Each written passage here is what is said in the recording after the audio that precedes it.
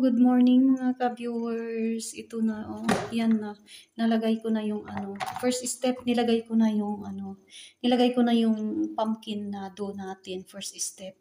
Second step, yan na, oh, nilagay ko na yung hashwi, yung pang-filling natin na vegetable. Yan. Tapos, babasahin ko konti ng kamay ko. Yan. Pero malinis yan, marinis din yung tubig. At saka, yan, oh, gaganyanin natin to. Oh. Yan. Ganyanin mo lang, ganyan. Yan. Yan, di ba? Ganun lang, ganyan. At saka ilalagay natin dito.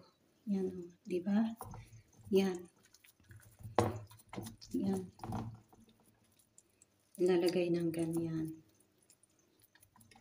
Yan. Hanggang yan. Yung niluto ko kanina na spinach, hindi ko nilagay lahat. Kasi kukunti lang pala ito. Oh. Kukunti lang yung pumpkin. Yan. Yan.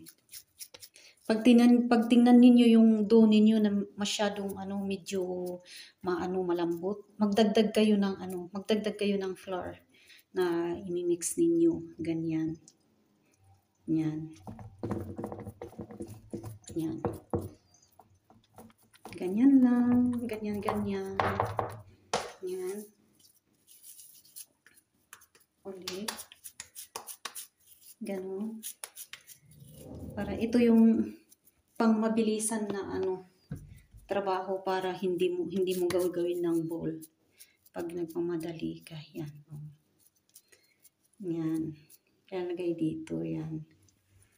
Maraming salamat sa panonood mga ka-viewers. Ipapakita ko na lang ang resulta pag tapos na.